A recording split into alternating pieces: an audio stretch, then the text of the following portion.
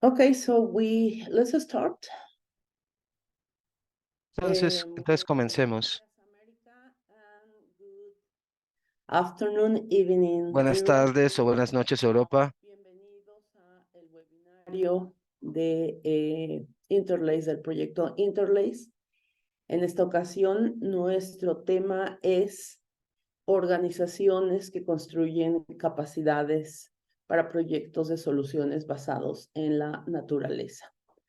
En primer lugar, antes de introducirnos un poco más al tema, vamos a comentar algunos detalles técnicos. Les pedimos, por favor, que noten que hay traducción al inglés y al español. También les pedimos que mantengan su micrófono cerrado. Y cuando llegue la ronda de preguntas y comentarios, bueno, ya pueden participar. Por favor, durante las exposiciones, ustedes ya pueden ir poniéndonos en el chat las dudas o los comentarios que tengan para el respectivo, la persona que está presentando, para quien se dirijan. El webinario va a tener una duración de aproximadamente 90 minutos y, como siempre, aquellas personas que necesiten un certificado por asistir y estar con nosotros el día de hoy, se les puede extender escribiendo a el correo electrónico proyectointerlace@ungl.or.cr.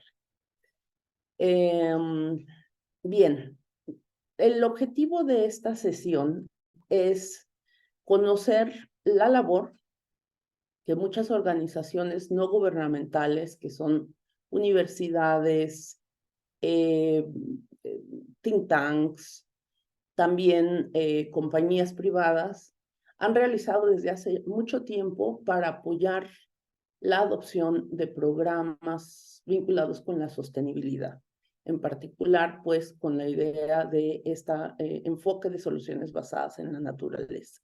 La idea del enfoque del desarrollo sustentable y ahora la agenda del desarrollo sostenible en los países de Europa tiene una tradición o una implementación bastante más larga que en América Latina. En América Latina es un tema que apenas hace unos años ha empezado a emerger en las agendas de los gobiernos, sobre todo los subnacionales. Estas organizaciones han estado trabajando desde hace mucho tiempo y han aportado enormemente a la adopción de estos programas. Gracias a ellas, muchos gobiernos, muchas ciudades han sido capaces de poder realizar intervenciones exitosas. Entonces, el día de hoy tenemos a unos invitados que nos van a hablar acerca de su experiencia precisamente en este acompañamiento. Le damos en primer lugar la bienvenida a Thomas. Déjenme ver si puedo pronunciar adecuadamente su nombre. Thomas Berger, él es profesor, él es del doctor Thomas Berger, él es profesor de la Universidad de Cracovia, en la Universidad de Ciencia y Tecnología de Cracovia. Él ha publicado pues, muchos papers en materia de los retos del desarrollo, el desarrollo sostenible, la protección ambiental.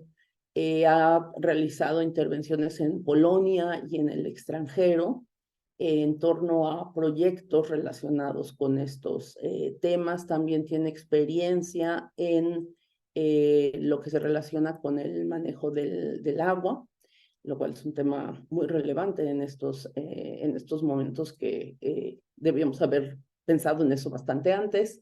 Y con él nos va también a acompañar Lucas Mielcerak, que nos va a compartir precisamente la experiencia que se realizó en su ciudad con la ayuda de la organización de la Universidad de Thomas. Entonces le damos a ellos la palabra. Por favor, Thomas, you have the floor. Thomas. Thank you. Gracias, Tomás. El piso es tuyo. Muchas gracias por esta maravillosa presentación, introducción. Estoy muy contento de estar acá. Déjeme compartir mi pantalla con ustedes.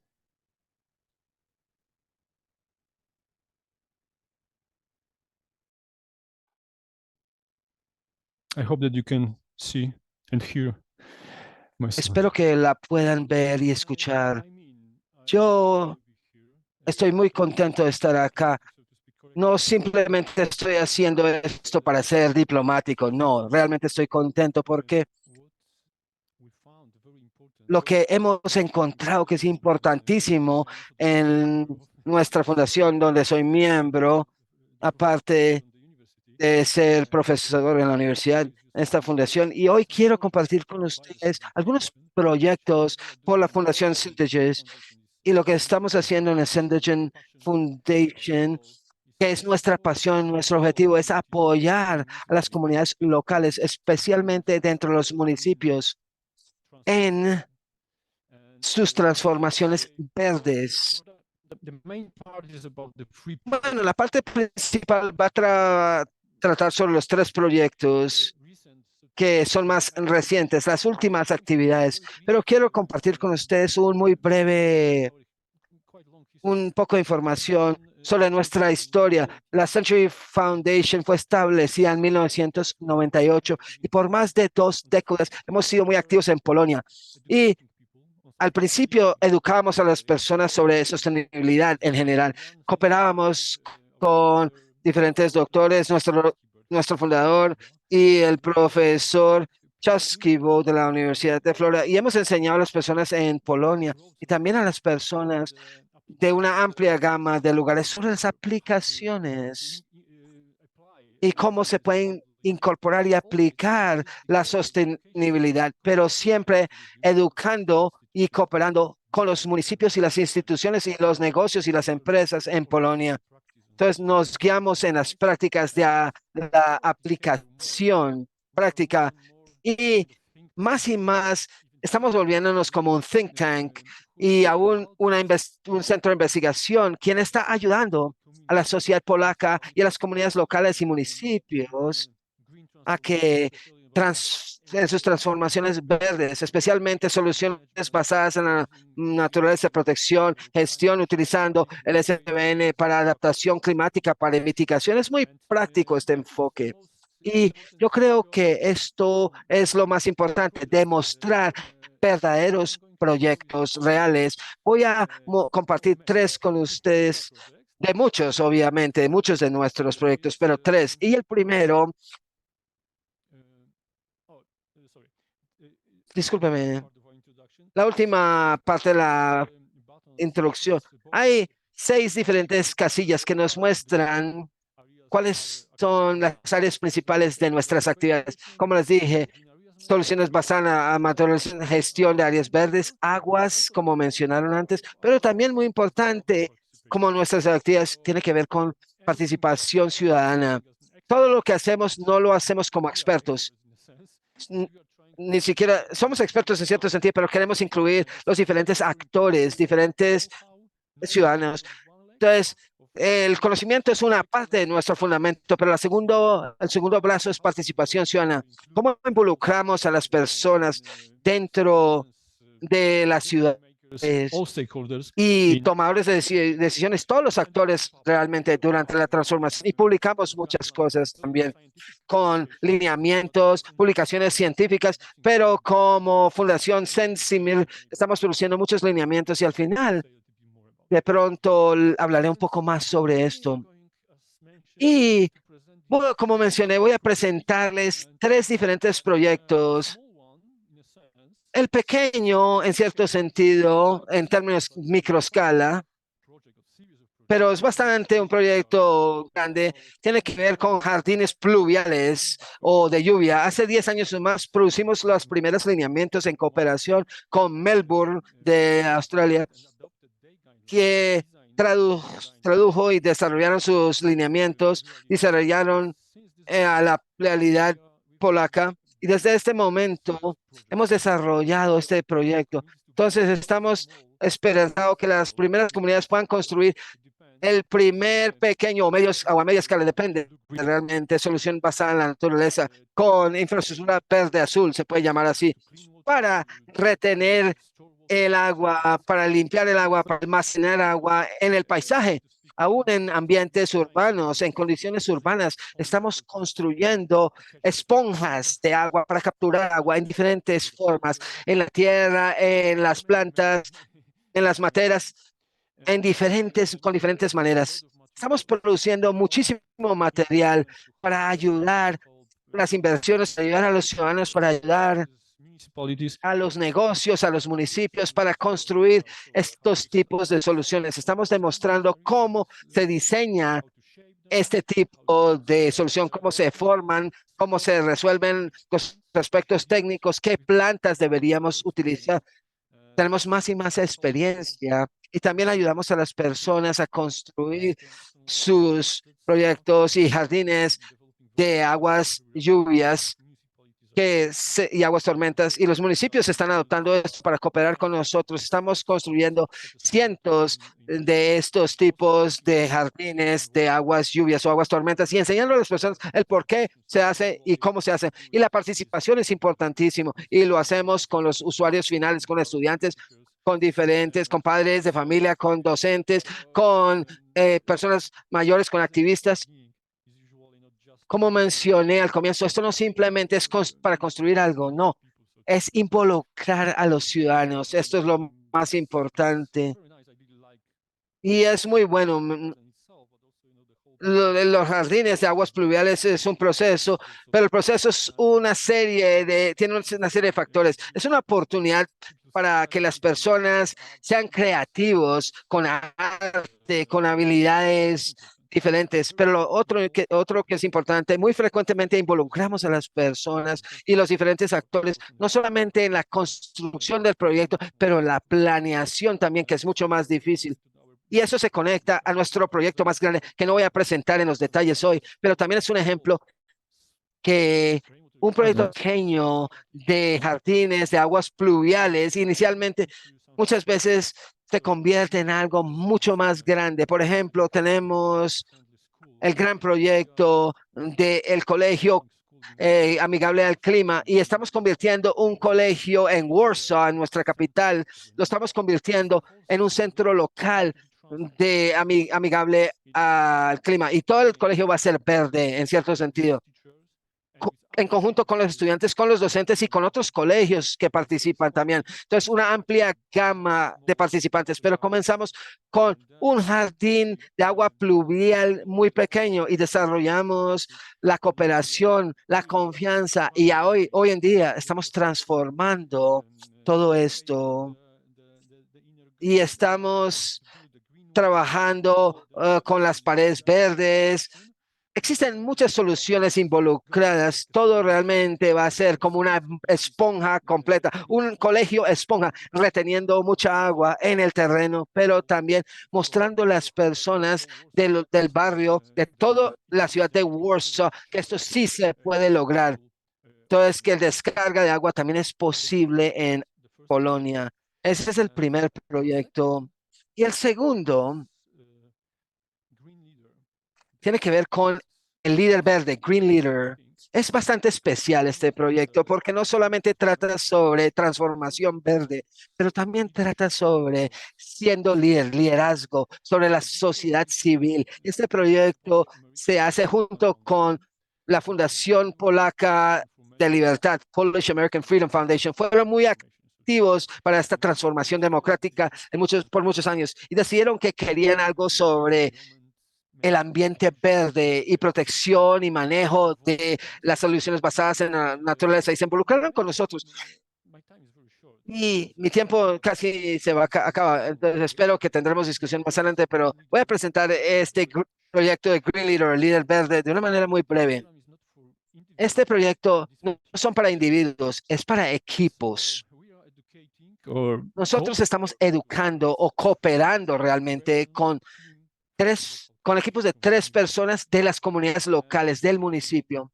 Y no estamos enseñándoles a ellos. En vez, como en muchos de nuestros proyectos, nosotros estamos trabajando en conjunto con ellos, trabajando la solución juntos. Ellos llegan al entrenamiento con el desafío y estamos tratando de resolverlo, resolviendo este problema juntos, en conjunto con nuestros expertos, con expertos externos y también con sus capacidades propias y con otros equipos también se apoyan mutuamente. Esto realmente es muy bueno como atmósfera. Son personas muy activas, son líderes verdes, realmente verdaderos líderes. Este programa es para pequeños y medianas ciudades con menos de 100,000 habitantes y normalmente tenemos 3 personas de 3 diferentes sectores. Tenemos un oficial, normalmente es un alcalde de la ciudad o del el consejo y a veces un miembro de la sociedad civil como también un miembro del consejo local o personas que están seleccionadas de pronto, personas que fueron electas por los ciudadanos y algunos líderes locales de ONGs o líderes activistas locales. Entonces, cooperan estas 3 personas, necesitan organizarse para poder persuadirnos a nosotros que deben seleccionarse, porque tenemos muchos candidatos compitiendo y después tienen que cooperar ellos sobre los factores importantes en sus localidades. Aquí tenemos la parte gráfica. No pude comunicarle bien, pero creo que es muy importante. Pero comenzamos con e-learning, e-aprendizaje. Estamos enseñando, estamos cooperando con la parte visual. También estamos trabajando un proceso de selección, pero aún todos se benefician. Todos ganan algo de beneficio de esta fase. Y después tenemos la capacitación o el entrenamiento como tal. Y también tenemos el apoyo individual por expertos y también organizamos el sitio y las visitas al campo en Polonia o en el extranjero y como resultado el plan de acción se crea y todo esto está financiado por la fundación de Polish American Freedom Foundation. No tienen que pagar, ellos a veces tienen que cubrir sus viajes y tienen 3 caminos pedagógicos. El primero es agua, donde soy experto. Ahí también tenemos residuos sólidos y también tenemos aire. Entonces, eligen uno de estos 3 temas y trabajan sobre uno de ellos en un plan de acción alrededor de este tema. Pero obviamente tenemos temas transversales porque esto es bastante complejo. Entonces, no estamos atrapados en cierto sentido solamente en un tema, es realmente todo es transversal. Pero aquí vemos los beneficios que se recopilan de estas encuestas que hemos hecho con la Fundación Polaca Americana, que han monitoreado este proyecto muy cercanamente. Entonces, el tamaño de las burbujas muestran los más populares o más importantes beneficios para los líderes de este programa. Y vemos no solamente conocimiento científico, el conocer es importante, no solamente esto, pero también el factor de habilidades blandas como motivación, relaciones, liderazgo, planes de acción. Realmente son habilidades blandas, realmente, aspectos blandos, no solamente los técnicos, pero obviamente un intercambio de conocimiento es importantísimo. Y un hecho interesante, por este proyecto, gracias al programa, ellos invirtieron sus propios dineros, sus propios recursos a estos planes de acción, financiando fondos externos también en sus propias ideas, financiando con 2 millones de la moneda local, que son $500,000. Obviamente el dinero no es tan importante, pero vemos que hay una verdadera transformación. Hemos cambiado mentalidades, hemos terminado la primera edición y ha tenido mucho éxito. Y yo creo que la parte transformativa de toda Polonia ha tenido un gran impacto, porque muchos municipios pequeños no están conectados a recursos y a dineros, entonces es muy bueno para ellos. Recibimos muchas opiniones positivas y estamos en contacto, entonces ellos van a venir a la siguiente edición, entonces la red realmente está creciendo. Y el tercer proyecto tiene que ver con los estándares. que hemos desarrollado en conjunto con 2 ciudades muy grandes, los estándares de mantenimiento para áreas verdes. Y este programa se inició por ProSWAT, las autoridades de lugares verdes y Cracovia. Y Mónica, pues, Shishko, que ha cooperado por muchos años, no pudo venir acá, pero Lucas Melchadek, un amigo de Cracovia, también sí va a estar acá y le voy a dar el piso a él para que él hable. Pero primero quiero presentar el tercer proyecto. Esto tiene que ver con participación entre municipios, que es algo bastante interesante. Es bastante difícil, de hecho. Y en general la idea o las ideas o el origen de este proyecto fue para crear un acceso abierto común, estándares comunes de acceso abierto sobre cómo se puede mantener y crear áreas verdes en lugares, en ciudades, en municipios. Y no para desarrollar algo para la ciudad, no para Cracovia ni para Warsaw, pero algo de acceso abierto que puede compartirse con todos los municipios, incluso los más pequeños. Obviamente que existen muchos desafíos para los espacios verdes, hay muchas expectativas. El cambio climático también afecta todo, el agua y la disponibilidad de agua de las especies y el comportamiento de las especies es diferente. Estos estándares son importantísimos y lo que también fue un desafío es que fue la idea de que tendría que ser complejo y sencillo a la misma vez. No es un gran documento a la misma vez que nadie va a poder leer, pero es conocimiento complejo que se debe traducir a algo muy útil y también muy fácil de entender y de utilizar durante licitaciones públicas. Eso es lo más importante, la herramienta más importante que tienen los municipios, las licitaciones públicas. Entonces, si tenemos una buena solución muy fácil de utilizar o lista para utilizar, podemos fácilmente copiarla y colocarla en el sistema de licitaciones públicas. Y nosotros fuimos los coordinadores de todo esto, tratamos de cooperar con muchos diferentes aliados, pero como les dije, todo realmente fue solicitado por ProSoft y Cracovia como municipios. Aquí vemos el equipo. Es muy difícil trabajar con tantas personas, tantos expertos de tantos diferentes campos y de tantas disciplinas.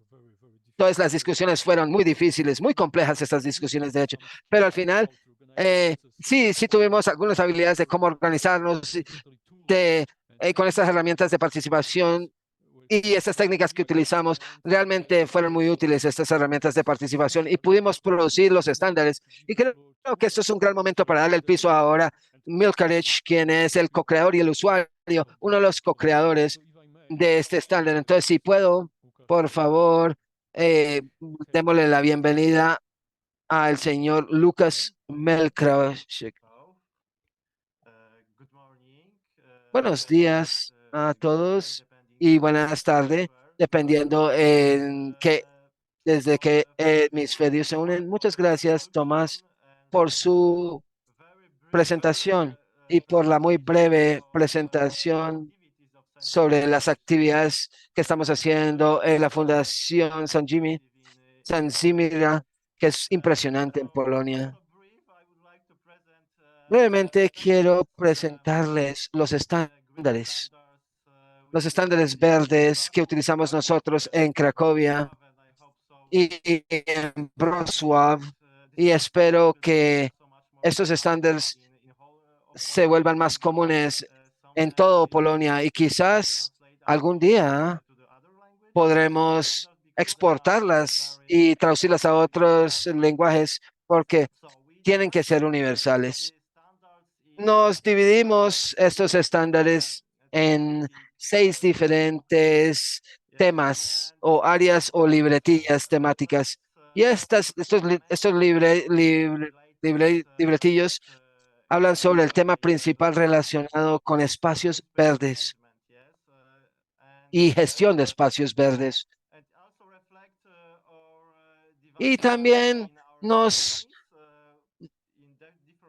muestra sobre las divisiones en las empresas y cómo se dividen los diferentes equipos. porque todos estos temas muy especializados, pero como mencionó Tomás anteriormente, estos estándares muestran el conocimiento de una manera bastante amigable para el usuario. Entonces, el primer libretillo habla sobre la preparación del trabajo, cómo se prepara todo, sobre el conocimiento del empleado que esperamos que se tenga. Y también habla sobre los equipos y habla sobre, por ejemplo, la seguridad en el trabajo, aún eh, el desgaste del empleado como tal. Y el segundo volumen habla sobre el sembrado de las plantas, no solamente los árboles, pero también los perenniales y diferentes arbustos. Y el tercero habla sobre los meadows. Bueno, estas praderas, meadows creo que dice, estas praderas y el manejo de estas áreas, praderas. Y el cuarto se especializa en cómo se mantiene un aspecto verde.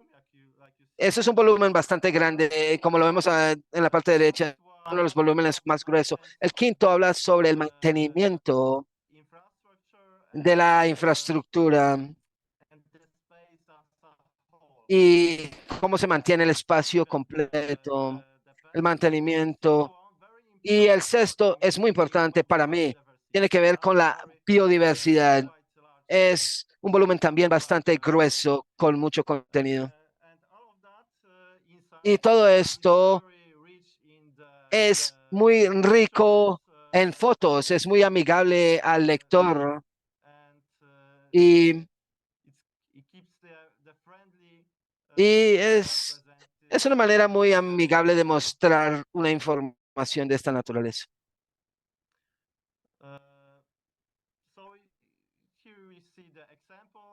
Aquí vemos un ejemplo del volumen que trata sobre el mantenimiento de los árboles y las áreas verdes. Una manera muy fácil de mostrar cómo se siembran en los árboles, pero también existe mucha información sobre cómo revisar la calidad del material del árbol de una manera muy fácil y cómo no dañar la planta, que también es importantísimo en el proceso de manejo de este sistema o gestión del proceso. Y muy importante, otro muy importante es el manejo del espacio, es importantísimo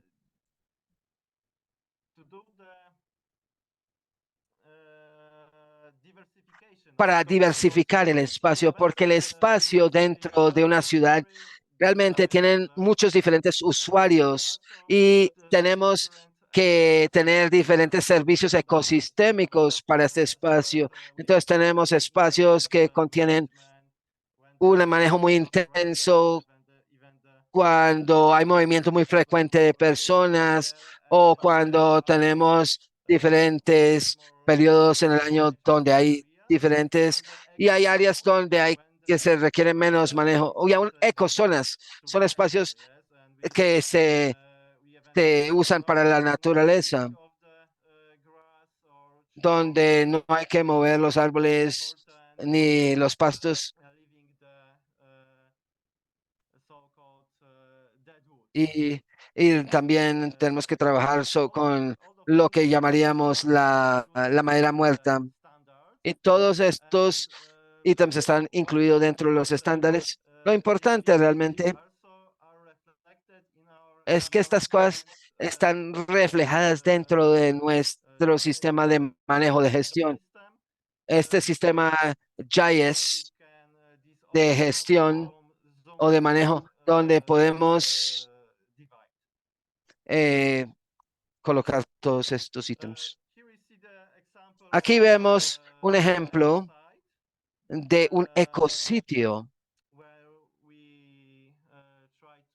donde intentamos dejar muchos microhábitats y crear microhábitats, dejando un espacio para crear microhábitats, porque estos microhábitats a veces se pueden hasta crear por sí mismos, pero dejarles el espacio. Y la mejor manera realmente es dejar la madera muerta y diferentes arbustos y diferentes hojas con diferentes pájaros como los carpinteros que los utilizan.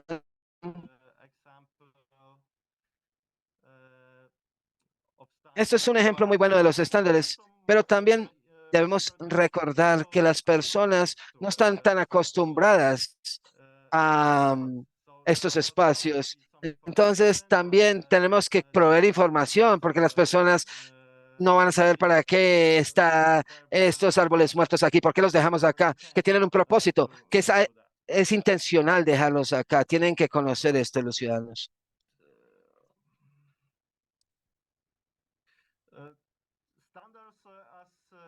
Entonces, sobre los estándares, como mencionó, están disponibles públicamente para el público en el Internet. Por lo menos hay 3 lugares que los publican en la Fundación Sensimilir en su sitio web, otro sitio web de la WROC, la Junta de Gestión Verde, y también en el sitio de manejo de espacios verdes de Cracovia. Gracias, Lucas. Como les dije, realmente es muy especial y muy específico este proyecto, realmente sí. Y para mí realmente fue bastante difícil porque todo esto se basaba mucho en la ciencia realmente y diferentes disciplinas. Entonces no fue fácil tener un diálogo con tantos diferentes expertos y tomando tantas diferentes decisiones para llegar a decisiones comunes con todos estos actores. Realmente fue un desafío con tantas disciplinas, con tantos practicantes. Por otra parte, creo que logramos integrar los diferentes factores, lo convencional, y mantenemos bastantes factores avanzados y experimentales y eco-zoning, como dijo Lucas, que en Cracovia lentamente se está aceptando más y más. En municipios pequeños es a veces muy difícil. Vemos un potencial muy grande de cambiar el espacio verde y la gestión y mantenimiento del espacio verde, cumpliendo ciertos estándares. Y también tratando de saber cómo comparar o llenar las necesidades de los diferentes grupos de personas, porque tenemos diferentes grupos de personas con diferentes expectativas, pero también trabajando con la naturaleza. Creo que el espacio verde en las ciudades está bajo mucha presión y hay muchas expectativas, entonces esperemos que los estándares puedan ayudar a resolver estos desafíos, especialmente apoyando a los municipios más pequeños en sus proyectos verdes en esta transformación. Creo que eso es todo para nosotros. Estamos abiertos a escuchar cualquier pregunta o comentario. Como mencioné, tenemos publicados los lineamientos. Y tenemos otros documentos o lineamientos nuevos, aún no publicados sobre ríos urbanos, que va a ser publicado pronto y se publica la mayoría en inglés y en polaco. Si les interesan, puede visitar el sitio. Muchas gracias por su atención. De nuevo, muchas gracias por esta invitación. Muchísimas gracias, Tomás y Lucas. Fue muy, muy interesante realmente. Y como las preguntas que hice en el chat, porque dado el antecedente político y la historia política de Polonia, representa muchos desafíos para la participación ciudadana, pero pudiéramos hablar sobre esto más adelante. Y ahora vamos a darle el piso a Julia Gómez Candela y a Jeremías Díaz Canedo, quienes son parte de la empresa Díaz Candelas. Los voy a presentar brevemente y voy a hablar sobre sus antecedentes. Jaime, which is his full name. Que es su nombre completo. Ella tiene una maestría en administración avanzada de la Universidad de Yale. Tiene un MBA, un MBA de IE Business School y también cuenta con diplomas de Harvard y de la Reserva Federal de Nueva York y de otras instituciones financieras. Tiene mucha experiencia como asesora a nivel de gobierno nacional y subnacional en términos de finanzas sostenibles. Y Julia Gómez Cantela, ella es arquitecta y ella también ha trabajado en temas relacionados con vivienda. Y ella fue invitada desde universidades muy prestigiosas como la Universidad Politécnica de Madrid, como Princeton y como Columbia University de New York para hablar sobre estos temas de vivienda y espacios públicos y todos estos temas afines. Les voy a dar la palabra a ellos y ellos van a compartir sus experiencias que han tenido, es principalmente en países latinoamericanos. Muchas gracias por estar aquí con nosotros hoy en día. Thank you very much, AD. Julia, Muchas gracias, Heidi, Julia. Creo que tienes la presentación lista, mientras que Julia nos pone la presentación primero, Tomás y Lucas. Muchas gracias por una muy interesante presentación. Creo que tenemos muchas cosas en común y nos encantaría hablar con ustedes mucho más sobre sus iniciativas. Realmente nos interesa. Hemos hecho cosas muy similares con programas urbanos verdes y creemos nosotros que realmente algunas de las cosas, si no todas, que ustedes nos mostraron pudieran implementarse también en Latinoamérica, ciertamente. Entonces, muchas gracias de nuevo. Gracias por una grandiosa presentación. Realmente tenemos la presentación en español. Creo que yo voy a cambiarme a español si se puede. Eddie. Sí, sí, claro que sí. Bueno, pues muy buenos días a todos. Primero que nada les queremos agradecer la invitación a este foro. Para nosotros el diálogo y la compartición de ideas y experiencias es fundamental para impulsar el desarrollo sostenible y esperamos que nuestra exposición el día de hoy contribuya a este propósito. Ahora, en esta ocasión, y dada la naturaleza del foro, hemos desarrollado una presentación que se enfoca pues más en nuestro trabajo en materia de vivienda, desarrollo urbano, y exponiendo también un caso que creemos de particular relevancia, porque creemos que muestra pues como todo este proceso de diagnóstico de problemáticas, causas raíz, el desarrollo de estrategias, su implementación, y luego la medición de resultados, ¿no? Que es un proyecto que hicimos hace tiempo y que ahora estamos, una estrategia que hicimos hace tiempo y ahora estamos evaluando y viendo la manera de corregir y de mejorarla. Entonces, en este sentido, pues, tenemos 3 objetivos o 3 secciones en nuestra presentación. Una es presentarnos y el trabajo que hemos hecho. La segunda es exponer este caso del Programa Nacional de Vivienda en México. Y finalmente nos gustaría abrir el foro a preguntas y comentarios de los asistentes, ¿no? Entonces, viendo que ya nos hiciste el favor de presentarnos, Eddie, pues nos metemos un poco a lo que hace 10 Candelas o cómo lo escribimos.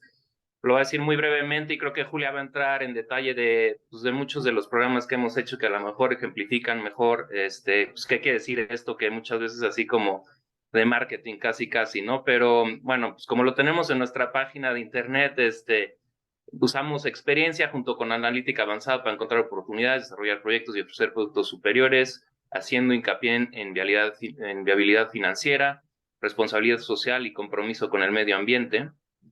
Y pues como describiste, bueno, Julia y yo somos los socios fundadores de la empresa, pero tenemos mucha colaboración con gente de diferentes nacionalidades, con diferentes disciplinas. Julia es arquitecto, yo soy economista. Entonces casi siempre son al menos conversaciones interesantes y animadas, ¿no? Entonces, con eso, Julia, no sé si te paso la palabra a ti, nos puedes platicar un poco, o le puedes platicar un poco a todos de algunos de los proyectos que hemos hecho y más sobre este contexto. Muchas gracias, Jeremías, y mil gracias a Adi, Yadira y Carolina, que veo que también están aquí conectadas, con las que tuvimos una llamada previa. Y thank you, Thomas and Lucas. It was amazing to hear your Thank you, Thomas. Gracias, Thomas y Lucas. Fue increíble escuchar sus presentaciones. Realmente me interesa mucho en los estándares. Entonces, magnífico si pudiéramos hablar más adelante. Mi español. A ver si puedo, ahí está.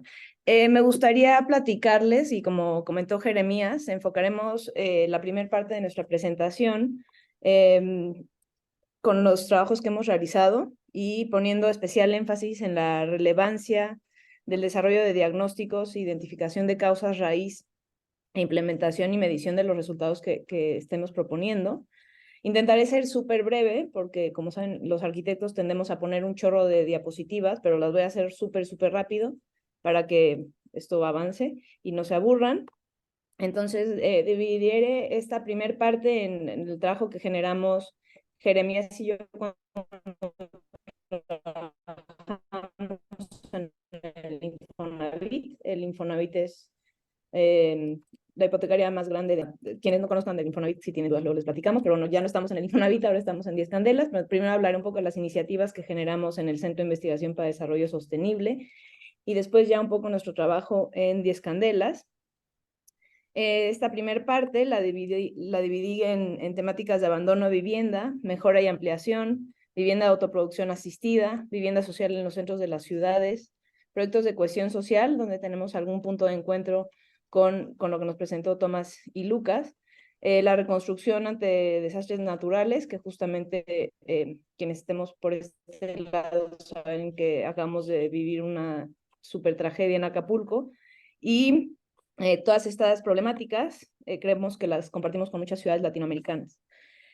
Cuando llegamos al Infonavit, nos enfrentamos a diversos problemas. Éramos muy jóvenes, seguimos siéndolo, y sobre todo en el espíritu, pero teníamos una ambición gigante por intentar resolver el problema de la vivienda en México, ¿no? El Atlas de Vivienda de Abandono fue un esfuerzo que se hizo para identificar, clasificar y sistematizar una gran problemática que nos encontramos, que fue la vivienda abandonada, deshabitada o vandalizada, que sin duda es un síntoma de una mala planeación urbana y que lleva un sinnúmero de problemas, ¿no? Desde problemas sociales, ambientales, de salud, en fin, es terrible lo que esto genera.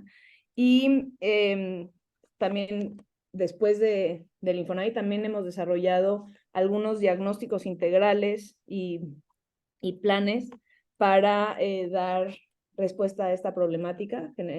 Principalmente nos hemos enfocado en el norte del país, nuestra frontera con Estados Unidos. Otra de las cosas que nos gustaría platicarles es que la vivienda social no solamente es la vivienda nueva que se construye, las políticas nuevas de vivienda, sino también tenemos un parque habitacional existente que se le debe dar atención. Entonces, generamos este proyecto de mejora y ampliación que buscaba encontrar estos estándares, una especie, un eco de lo que nos presentó Tomás y Lucas, sobre cómo poder hacer proyectos de mejoramiento y de ampliación en prototipos de vivienda existente, que van desde la adecuación a la vivienda para personas que viven alguna discapacidad, o la inclusión de ecotecnologías, o la ampliación de un cuarto más, porque muchas de estas viviendas vivían las familias en hacinamiento. Todo esto desde una perspectiva de sostenibilidad y sobre todo que no haya ningún riesgo estructural a la hora de hacer estas modificaciones. También nos encontramos una constante, que es que la gente no siempre tiene la capacidad o la fortuna de poder adquirir una vivienda construida, sino que ellos mismos la hacen, la autoconstruyen o la autoproducen. Y generamos este proyecto que se llamaba El Territorio al Habitante, que fue una iniciativa con más de 100 investigaciones que buscaba realizar prototipos de vivienda de autoproducción en diferentes lugares de la República, que toman en cuenta tanto el bioclima, los materiales, los usos y costumbres, los métodos constructivos. Es decir, la vivienda que se construye en Tijuana no es la misma que se construye en Guanajuato, que no es la misma que se construye en Chiapas. Es decir, no es lo mismo construir en Cracovia, en Florencia o en Madrid. Cada uno tendrá que ser como diferente, ¿no? También existe un fenómeno muy, creemos que generalizado en las ciudades de Latinoamérica, que es que la vivienda social acaba siendo desplazada a las periferias de las ciudades. Entonces, una de las iniciativas que hicimos fue traer la vivienda social al centro de las ciudades. El proyecto de la Casa entre la Historia era ver la forma de traer vivienda social en el centro de Puebla. Y bueno, la idea es ver cómo podemos revertir este fenómeno. Otra inquietud que tuvimos desde el momento que llegamos al Infonavit era encontrarnos con desarrollos habitacionales que estaban hechos de pura vivienda, es decir, no había ni parques, no había bibliotecas, no había centros educativos, no había mercados, comercios. Entonces hicimos varios proyectos culturales que buscaban primero generar cohesión social, o sea, lo que necesitábamos era generar cohesión social y eso se podía traducir en algún proyecto arquitectónico. Entonces, generamos estas salas de lectura, que son unas salas modulares, pero no, el objetivo no era generar una sala de lectura, sino generar fomento a la lectura con gente de la comunidad. Entonces, se hacía un convenio con la Secretaría de Cultura y a través de un trabajo social, la gente de la propia comunidad se volvían promotores de lectura y iban a estas salas de lectura para unir a toda la comunidad. También generamos proyectos de pintura mural, de deportes, o sea, se hicieron varios tipos de proyectos que en el fondo lo que se buscaba era la cohesión social, también un poco lo que decía Tomás y Lucas, involucrando a adultos mayores, a niños, a jóvenes, a migrantes, a toda la gente que estuviera por ahí para pues, generar un espíritu de comunidad. Como todos saben, y ahorita se los comentaba, el cambio climático ha generado que los desastres naturales se vuelvan mucho más intensos y mucho más seguidos, ¿no? Jeremías y yo y parte del equipo del Centro de Investigación para el Desarrollo Sostenible éramos el equipo de primera respuesta ante desastres naturales y durante 2013 a 2018 nos tocó atender huracanes, sismos, tornados y helados y siempre acompañábamos después de la primera respuesta proyectos de reconstrucción. En este caso les presentamos un proyecto hiper bonito que se hizo en Jojutla después de los sismos del 2017. Y bueno, como les comentamos, ahorita saltamos a nuestra nueva vida, que es 10 Candelas, y en 10 Candelas hemos desarrollado políticas públicas vinculadas a la vivienda, foros de migración y movilidad en las ciudades latinoamericanas, desarrollo de planes urbanos y parciales, desarrollos turísticos, indicadores y todo esto vinculado a la sostenibilidad. Nos gustaría como resaltar y hacerlo súper rápido que pues no todo ha sido fácil. Hemos tenido muchísima dificultad en la cobranza de los proyectos y intentando mantener como la integridad y apego a los principios de calidad y objetividad de los trabajos. Entonces, muchos de estos trabajos los hemos realizado con contratos y todo, y al final no nos pagan, no nos ha costado mucho trabajo cobrarlos, entonces no sé si es algo que le pase a los demás, que no es una queja, sino es como compartirlo y decirles cuáles son de los retos que podemos enfrentar en este mundo latinoamericano. En primer lugar, les vamos a presentar que fue un desarrollo del Plan Maestro para la Intervención Integral en el río Grijalva, en la ciudad de Tabasco. Es una capital al sur del país de México, es un poco como sureste. Lo que se buscaba aquí era activar la economía y el turismo a través de una intervención hacia el río. Muchas ciudades sabemos que le han dado la espalda al agua, Barcelona se lo dio al mar, y bueno, en este caso Tabasco Villahermosa le dio la espalda al río Grijalva, ¿no? Entonces, bueno, la idea era ver cómo integrarlo dentro de la ciudad con un proyecto multidisciplinar donde se veían pues, bastantes temáticas. No queremos profundizar en esto porque se nos va a ir el tiempo y tengo que ser muy rápida. Tuvimos la fortuna de colaborar en la redacción del Programa Nacional de Vivienda de México, en el cual profundizará mi socio Jeremías en breve, y también pudimos trabajar en la Política Nacional de Vivienda de Bolivia. Aquí resaltaría otra de las constantes que nos ha tocado enfrentar en nuestro continente, es la volatilidad política, o también se puede vincular un poco a la visión cortoplacista que se tiene, pero bueno, justo en este proyecto nos tocó desarrollarlo en la crisis política de 2019 de Bolivia, ese punto literal de noviembre cuando salió Evo Morales y entró Yanín, pues nos tocó eso, ¿no? Entonces era un cambio, una dificultad de ver cómo se iba a aterrizar esta política, quién iba a ser nuestra contraparte, con quién lo podemos platicar. Y bueno, no sabemos si más personas de este foro tienen esas problemáticas. También de la mano de Cities Alliance, apoyamos en la organización de este foro de alcaldes vinculado a la movilidad humana, migración y desarrollo, que creemos que es una problemática creciente no solamente en Latinoamérica, sino también en el mundo, el tema de la migración, la llegada de comunidades y de población pues que viene moviéndose no solamente por cambio climático, también por violencia, y bueno, ver de qué forma se puede esto adecuar en las ciudades que van a acogerlos. Colaboramos en la definición de una comunidad sustentable en los alrededores del Tren Maya, así como en el desarrollo de planes parciales en 4 de los municipios donde pasa. Tuvimos una fortuna de ganar un proceso competitivo con la Agencia Francesa de Desarrollo para el desarrollo de un programa de finanzas sostenibles inclusivas en México, que se hizo de la mano de la Secretaría de Hacienda y Crédito Público, desarrollando proyectos como la taxonomía sostenible, el género y el sector financiero, es decir, cuál es el papel de la mujer en todo el sistema financiero en México. Apoyamos en la redacción de una investigación sobre las tarifas eléctricas, el impuesto al carbono, el sistema de comercio de emisiones, el IEPS diésel de los camiones, un proyecto de hidrocarburos, estímulos fiscales verdes, un problema de agua que pues, es un problema para todo el mundo, la modelización macroeconómica, el presupuesto verde, infraestructura sostenible y microseguros. Este proyecto fue súper ambicioso y la verdad es que fue una de las mejores cosas que nos pudo pasar, fue justo después de la pandemia y fue increíble poder colaborar con la AFD en este proyecto y creemos que fue de gran ayuda.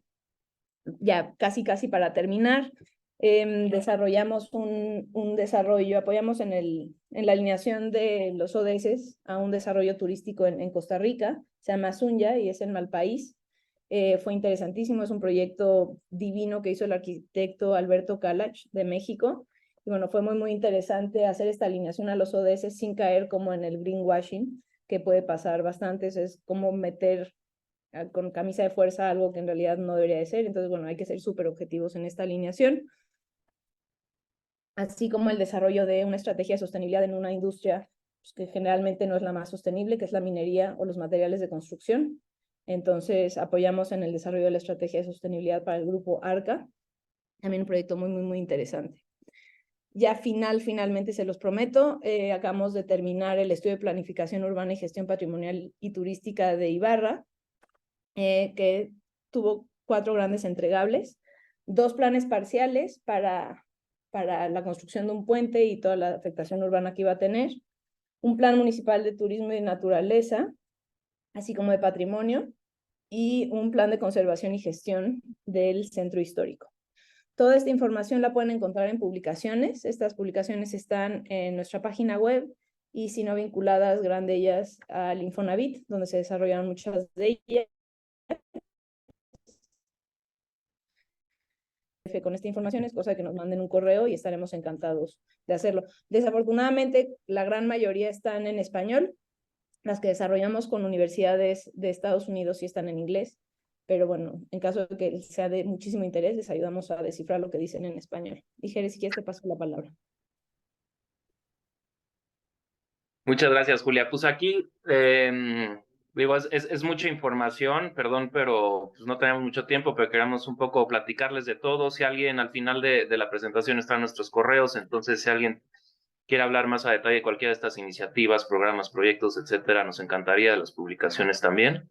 Y un poco retomando, digamos, los objetivos que teníamos o entendíamos para este foro, queríamos presentarles pues, la evolución del Programa Nacional de Vivienda en México y cómo es la política. Y cómo, pues, o sea, más allá del diagnóstico de problemas, pues se tiene que ver la manera de su implementación, su seguimiento y pues cuando no se están logrando los objetivos, tomar acciones para que suceda, ¿no? Entonces, digo, me lo voy a tratar de echar rápido, las que son bastantes diapositivas.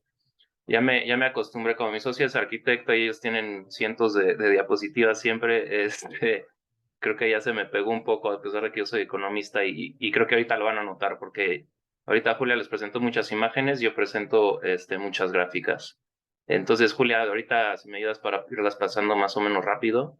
Digo, aquí están las metas del Programa Nacional de Vivienda, eran 5, era un tema así como muy sencillo y antes de entrar en materia, creo que sí vale la pena reconocer la extraordinaria situación que se sufrió con la pandemia de COVID-19 para la implementación de políticas en el mundo en general. Pero sí se debe hacer digamos, este seguimiento. Entonces nosotros primero vemos fríamente si están cumpliendo las metas o no, y luego entramos en mayor detalle sobre pues, por qué está pasando lo que está pasando, y a partir de eso pues, como que empiezas a vislumbrar en qué puede ser para mejorar, implementar todas estas políticas, ¿no? Entonces habían cinco metas, como les decía, se las digo muy rápido. Una era reducir el rezago habitacional. La otra era reducir los costos operativos de las organizaciones nacionales de vivienda en relación a las viviendas producidas. La otra era incrementar la actividad económica relacionada con el sector. La cuarta era reducir la corrupción, que es uno de los principales problemas de la asequibilidad de vivienda en México y creo que en muchos países de América Latina. Entonces, cuando hablamos de corrupción, como que muchas veces se habla fuera de contexto, pero en este contexto creo que es muy claro. En México, los costos de la vivienda se incrementan alrededor de 20% por la corrupción.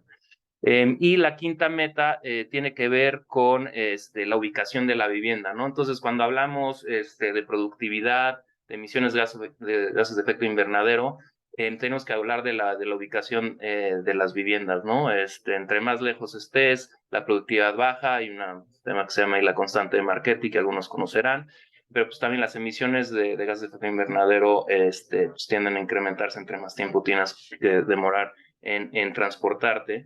Entonces, pues como para decírselos muy rápido, dos cosas. Uno, no se está cumpliendo ninguna de las metas, y segundo, no hay información ni siquiera para saber si se están cumpliendo algunas de ellas, ¿no? Entonces, estos son los dos grandes problemas que hemos encontrado. El rezago habitacional, mientras que se ha reducido, no se ha llegado a las metas que se establecieron. Sobre los costos operativos de las organizaciones de vivienda no tenemos información. Del Producto Interno Bruto del sector de vivienda no se están logrando los objetivos, y esto también tiene un efecto sobre el impacto de la pandemia. La corrupción es el segundo, el sector de construcción es el segundo de mayor percepción de corrupción en general en América Latina. Y sobre la proporción de viviendas construidas, digamos, fuera de los perímetros de contención urbana, que ahorita lo explico un poco más, pero digamos, es una proxy de qué tan alejadas son, pues está en realidad peor de lo que estaba antes, ¿no? Entonces, pues esto como que para nosotros ameritaba una análisis mayor, ¿no? Entonces, si pasa la que sigue, y pensando en uno de los elementos de vivienda adecuada y de asequibilidad, ¿no? Que es uno de los más grandes problemas a nivel global en términos de vivienda, pues lo que vemos aquí es que la producción de vivienda en realidad viene disminuyendo desde 2015. Y pues eso, pues sin duda, ¿no? Siguiendo las leyes de oferta y demanda, pues tiene un impacto sobre los precios de la vivienda. Si pasas a la que sigue, aquí vemos que además las viviendas, y la gráfica de la izquierda es, bueno, qué tipo de viviendas están produciendo y cómo están produciendo. Entonces vemos que sobre todo las viviendas de menores precios han disminuido de manera sustancial su producción, y eso lo ven en la gráfica del lado derecho, que habla de vivienda económica producida. Entonces hay que saber por qué está sucediendo esto, pero como pueden ver es una caída estrepitosa en la producción de vivienda social. Si pasa a la que sigue, además, viendo los inventarios de vivienda, pues nos estamos acabando los inventarios, o sea, toda esta vivienda que había, y viendo hacia adelante, los registros de vivienda, pues han tenido un ligero repunte, pero siguen por debajo de los niveles que tenían antes, ¿no? Entonces, hacia adelante también se ve mal este tema de la producción. La que sigue, Julia, por favor. Además de la poca producción, los créditos para la adquisición de vivienda están disminuyendo. Entonces ahorita pueden inferir qué va sucediendo si pasas a la que sigue. Además de ello, el ingreso promedio anual por decil pues, se ha mantenido relativamente estable, mientras que saben que no, que en general los precios y la inflación está incrementando mucho. Entonces, ¿qué pasa cuando baja la producción? Pues suben los precios de la vivienda, no suben tanto los ingresos, y entonces la que sigue, la asequibilidad de la vivienda está disminuyendo, ¿no? Entonces, 2014, 2015, 2016, 2017, 2018, 2019, 2020, la asequibilidad ha empeorado. O sea, la gente le cuesta mucho más trabajo adquirir o rentar una vivienda en México, y es un problema prevalente en el mundo en general, ¿no? Tanto en economías desarrolladas como en economías emergentes. Nosotros en particular lo que vemos es que está empeorando la asequibilidad de las viviendas. Ese es uno de los elementos. Pasando a otro de los elementos de vivienda adecuada, tiene que ver con pues la calidad de la vivienda, ¿no? ¿Qué tipo de vivienda se está produciendo? Entonces aquí los perímetros de contención urbana básicamente te dicen y eso es viendo la gráfica de la izquierda, son un perímetro, digamos, céntrico, U2 es un perímetro en expansión, U3 es en las afueras, y fuera de contorno quiere decir que estás completamente alejado de la ciudad, servicios urbanos fundamentales, ¿no? Entonces, lo que les muestra esta gráfica es que más del 70% de la vivienda en México se está produciendo alejada de las ciudades, con todas las implicaciones negativas que eso tiene sobre las personas y sobre el medio ambiente. Otra aproximación sobre la ubicación, y si pasas la siguiente, Jules. Bueno, este es un mapa, si quieres la que sigue. Es el tipo de vivienda. Entonces, si ven la gráfica inferior de la derecha, habla del tipo de vivienda, si es horizontal o es vertical, ¿no? Entonces, como se imaginarán, si es mucha vivienda horizontal, pues hay poco espacio para colocarla. En general, las ciudades densas pues tienen vivienda vertical, y eso permite economías de aglomeración y muchos beneficios, tanto para la economía como para las personas, el acceso a educación, acceso a empleos.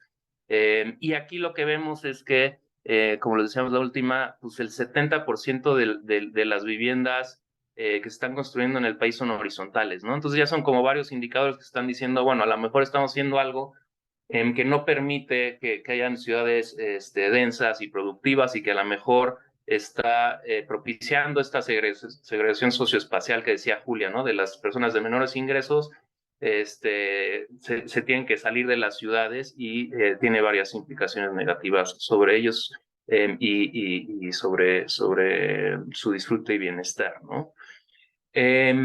Hacia la que sigue,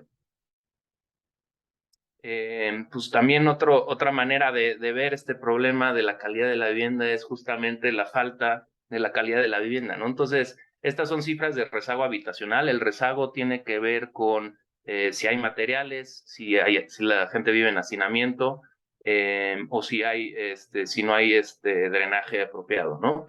Entonces, aquí lo que podemos ver es que la vivienda con rezago, y es la línea azul de la gráfica de la izquierda, se ha mantenido relativamente estable por los últimos 10 años. O sea, hay 10 millones de viviendas que tienen algún tipo de rezago habitacional, ¿no? Entonces, mientras que las viviendas nuevas a lo mejor han evitado en el margen, no hemos logrado reducir el rezago habitacional, viéndolo desde el punto de vista del número de viviendas que tienen ese rezago.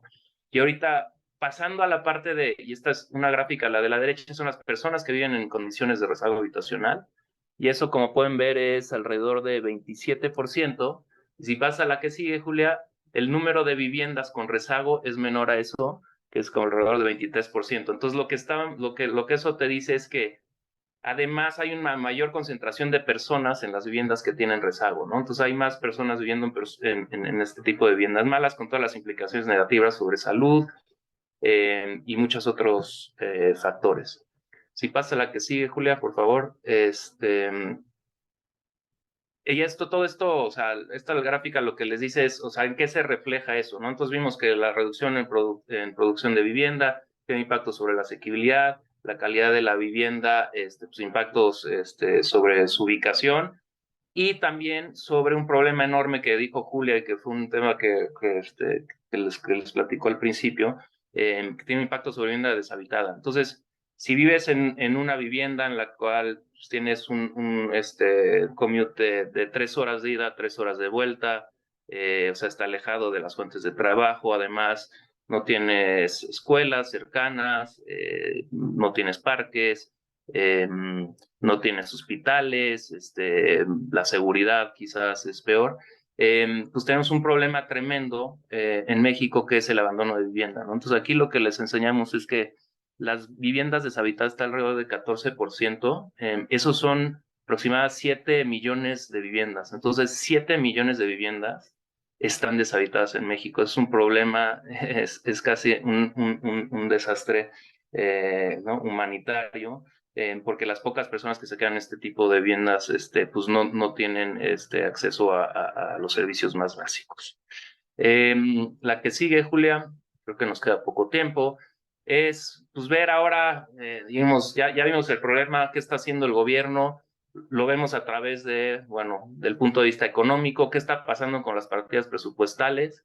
Las partidas presupuestales, como ven aquí, no va a tener mucho porque nos queda poco tiempo, pero pues, es bastante errático, ¿no? Hay programas que suben, que bajan, desaparecen, van, vienen. Sobre la parte de planeación urbana, el presupuesto designado es verdaderamente mínimo. Si pasa la que sigue, y esos son por partidas presupuestales, por programas, los programas, pues también, ¿no? Vean esto. Van, vienen, suben, bajan, desaparecen. Entonces, por ejemplo, el programa de esquemas de financiamiento y subsidio para vivienda desapareció en 2018 por completo. Hubo un programa de reconstrucción que bajó después de un temblor que tuvimos en la Ciudad de México, que tuvo un gran impacto en un año y luego disminuyó muchísimo. De repente hubo un programa de mejoramiento urbano que solamente duró 2 años. Luego tuvimos un programa de vivienda social que pues, empezó muy bajo, luego subió, no sabemos si va a seguir.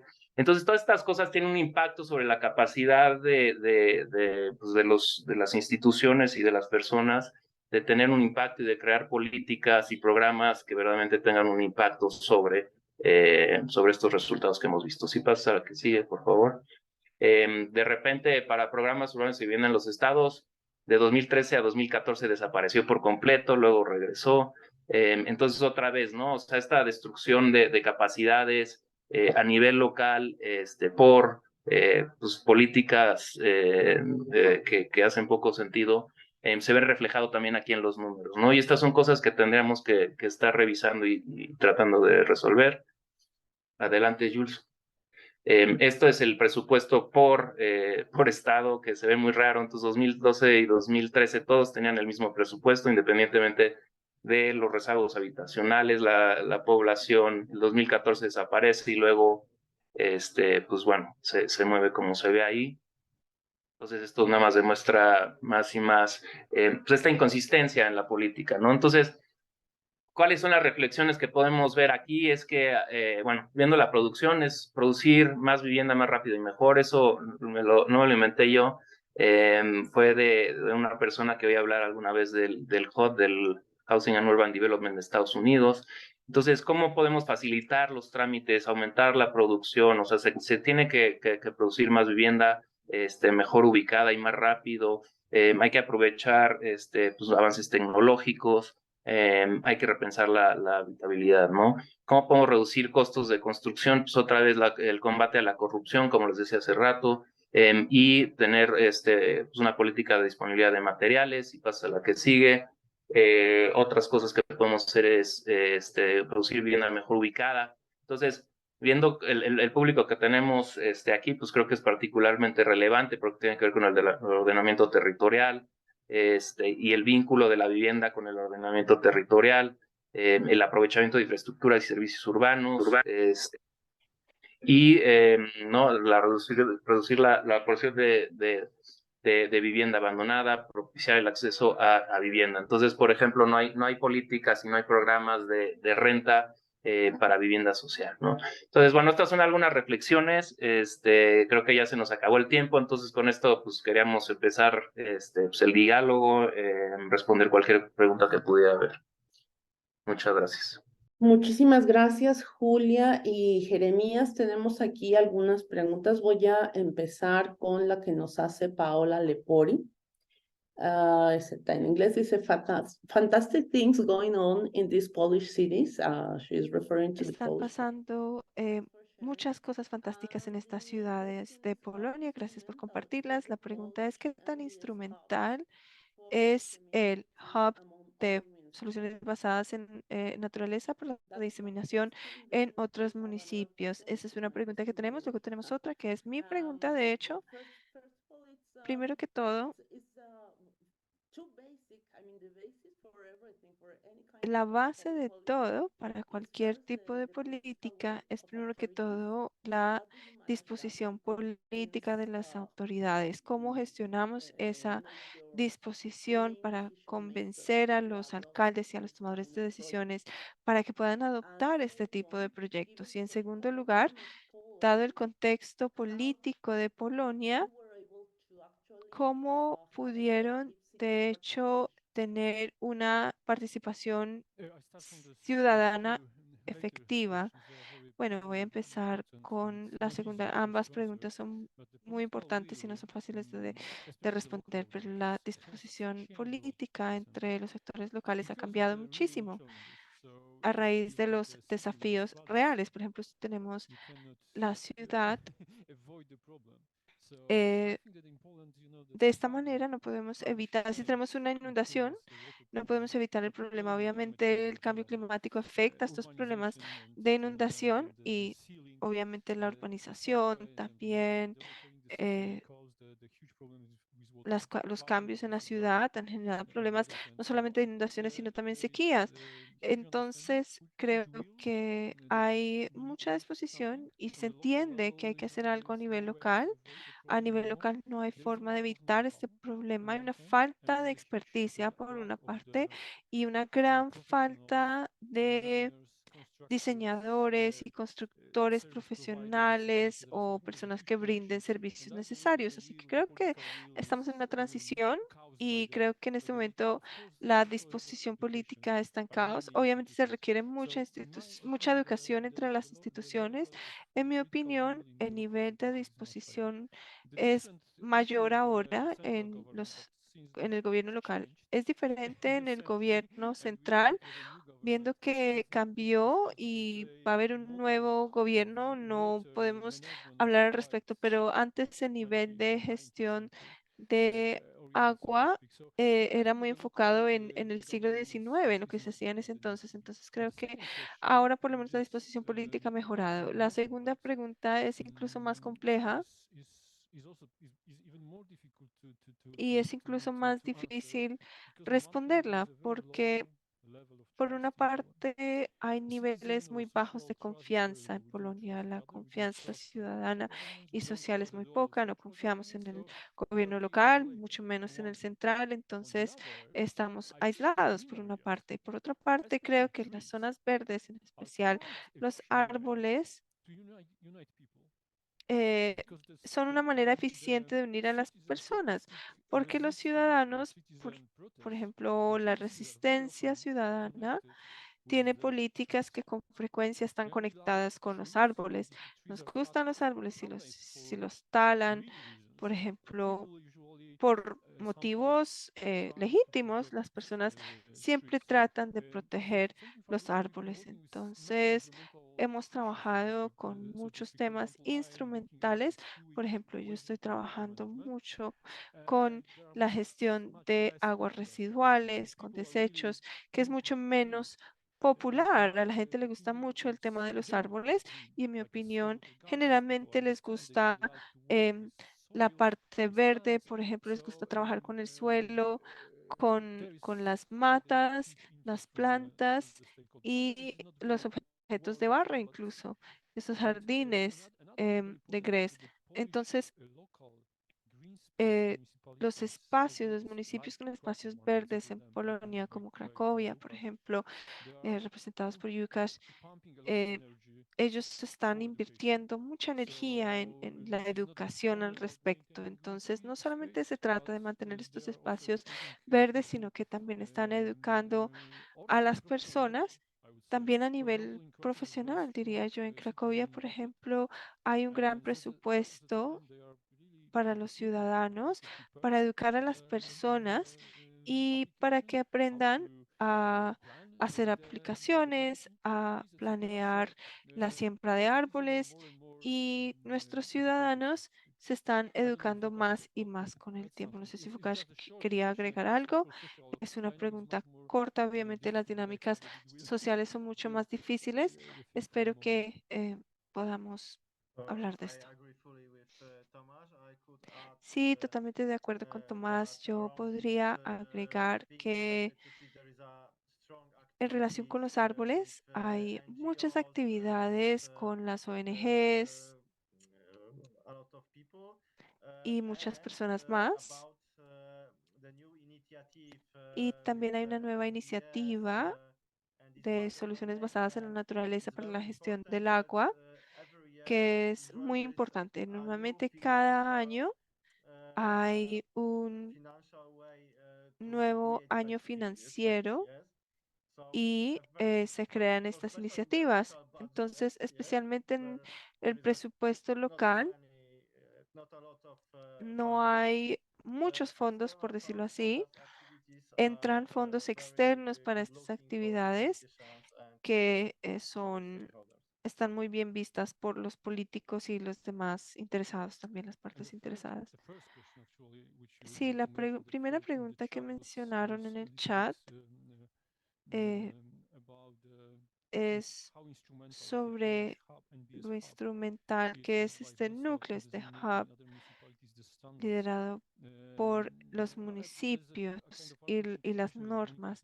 Hay una situación eh, que no está bajo nuestra competencia, pero podemos tratar de responder. Pero este hub se ha construido desde el principio, lo hemos intentado construir desde el principio, no solamente en dos ciudades, me corrige Ukash, pero creo que son más o menos 20 ciudades que han firmado esta asociación o este acuerdo, hay una especie de acuerdo y fueron partes en el proceso del desarrollo de normas, pero también prometieron desde el comienzo que iban a utilizar estas normas. Por otra parte, creo que es muy fácil promover estas normas porque las ciudades y los pueblos están entusiasmados por utilizar las normas y hemos trabajado con la gestión de espacios verdes por muchos años y hay gran demanda, en particular en los pueblos pequeños, porque quieren tener este conocimiento. No sé cómo opera el hub, el centro, pero sé que hay gran interés en la aplicación de estas normas a nivel local. Entonces, bueno, también es una situación muy específica, ¿no? Las ciudades grandes crearon algo que aplica a toda Polonia, de hecho, porque a veces hay una competencia entre las ciudades de Polonia. Nos comparamos y siempre queremos ser la mejor ciudad y esto es algo que nos gusta, así que estamos muy orgullosos de formar parte de este proyecto y de poder producir algo positivo para todos los ciudadanos, sin utilizar fondos centralizados, porque todo fue financiado por las ciudades. Entonces es algo bastante importante, diría yo. Gracias. Muchas gracias, Tomás y Lucas.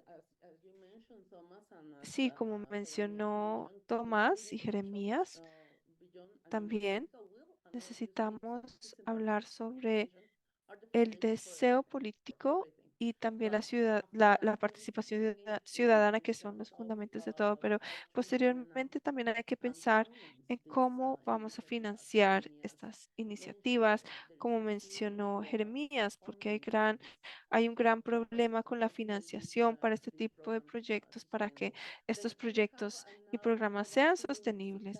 Y ahora vamos a volver a la experiencia de México y ellos tienen una pregunta aquí que está en español. ¿Cuál es la probabilidad real de ejecución de esta planificación sostenible en las municipalidades? ¿Cuál es el porcentaje de viabilidad técnica de ejecución? Y creo que este es un problema muy común en países como los nuestros. Se elaboran planes de desarrollo urbano, y que están hechos profesionalmente, están bien hechos, pero las ciudades muchas veces no los implementan o no los obedecen. Jeremías o Julia, no sé quién de ustedes quiera comentar, o los dos. Sí, muchas gracias, Heidi. Hay varias cosas que se me ocurren a mí. Coincido con mucho de lo que dices ahora tú, Heidi. Igual y dejo, Julia, si te parece bien, tú complementas. Pero sí, o sea, definitivamente hay un tema de voluntad política que está muy vinculado, en mi opinión, con la falta de información para la gente, falta de transparencia sobre sus políticas. Entonces, muchas veces, aunque digan que sí es algo que se quiere incorporar en los gobiernos municipales y locales, luego no hay información, como les dijimos, y esto es con el gobierno federal. Entonces, muchas veces la gente ni siquiera sabe si se están cumpliendo o no se están cumpliendo, digamos, estas iniciativas. También otro tema en el que tocamos es esta falta de capacidad técnica, y creo que acaba de mencionar Tomás, y tiene que ver, sobre todo en gobiernos locales, ¿no? Tiene que ver, pues, de nuevo con la inconsistencia presupuestal y de programas, o sea, van programas, vienen programas, se eliminan, los gobiernos son muy cortoplacistas, como también mencionaron, y de repente entra un gobierno nuevo y cambia a toda la gente. Entonces, esta creación de capacidades o de capital humano, pues presenta muchos problemas cuando estás cambiando de gente constantemente. Entonces, lo que hace Tomás y Lucas, creo que es muy importante, toda esta capacitación, desarrollo de programas, manuales, etcétera, es muy importante para que esto se quede. También pues, habrá trabajo que hacer para ¿no? tratar de mantener este capital humano en los gobiernos locales. Y digamos, una de las cosas que nosotros descubrimos, hicimos un índice de ciudades prósperas con ONU Habitat, que si no lo han visto es muy interesante porque es comparable entre París y Tijuana, por ejemplo, ¿no? Se usan los mismos indicadores. Y en México en particular, y en América Latina en general, la gobernanza es el mayor problema, ¿no? Y tiene que ver con el Estado de Derecho. Entonces, ¿qué pasa con las ciudades? Pues aunque haya un plan municipal y como tú decías, Heidi, no se toma mucho en consideración, hay muchos desarrollos de vivienda informal, eso tiene implicaciones sobre infraestructura, gastos, entonces, pues, o sea, lleva escuelas, hospitales, calles, drenaje. Entonces, todas estas externalidades negativas, como decimos los economistas, o sea, no se considera a la hora de permitir que estas cosas sucedan o dar permisos en un lugar donde esté pues, muy lejano a las ciudades, ¿no? Entonces, digamos, son muchos problemas, pero bueno, como recapitulando la voluntad política, falta de transparencia, la falta de información, la falta de capacidades o de capital humano y temas de gobernanza creo que son algunos de los problemas principales. Y le paso la palabra a Julia para que complemente ahí lo que... Muchas gracias, creo que lo dijiste todo, pero aquí creo que también, como uniendo, Joana Romero nos pedía un porcentaje, la verdad es que yo no me atrevo a decir un porcentaje, pero vinculándolo en la pregunta que nos hace Adi sobre el enfoque de sostenibilidad permeando en las agendas de los gobiernos, pues, nacionales y subnacionales, yo creo que es un tema ineludible, o sea, todo el mundo lo tiene que poner, tiene que permear a las buenas o a las malas, pero bueno, ya está permeando y a mí me gustaría también, pues estamos ahorita hablando mucho como de la parte pública, pero creo que también los privados tienen mucho que apoyar en eso. Estaba aquí conectada ahorita la arquitecta Alba Cortés, que es una súper arquitecta fantástica y socia de un despacho que se llama Tatiana Bilbao. Y bueno, por ejemplo, ellos tienen iniciativas de estar, o sea, muy presionantes, o estar encima de las autoridades municipales para hacer proyectos como un jardín botánico o un acuario, ¿no? O sea, tienes que también como privado presionar desde tu trinchera para poder ir avanzando en esta agenda, pero es una agenda que no es que permeo, no es que ya no queda de otra, o sea, esto ya es parte de nuestro día a día y, o sea, o te lo tomas en serio o te cae un huracán como Otis, ¿no? Entonces, creo que sí es importante. Bien, muchas gracias. Bueno, estamos ya en tiempo para cerrar esta actividad, este webinar. Desde mi muy particular punto de vista, creo que algunas de las reflexiones con las que nos quedamos después de escucharlos a ustedes es que la ejecución de ciudades, de proyectos basados en la naturaleza o cualquier otro enfoque relacionado con la sostenibilidad de ciudades, tiene que ver con redes multiactor, es decir, no hay ninguna instancia ni gubernamental ni social que lo pueda hacer por sí sola, se requieren de muchos saberes, se requieren de muchos recursos, se requiere de apropiación por parte de la comunidad, que lo hagan suyo para que eso perdure y se transmita.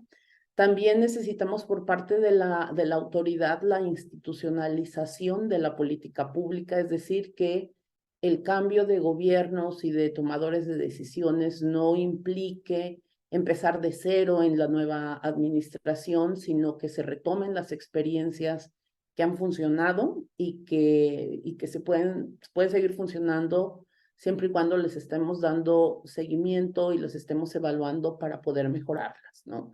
Que es el enfoque que tenemos en políticas públicas. No hay política pública perfecta, siempre se pueden mejorar. Otro componente indispensable es promover la educación, ¿no?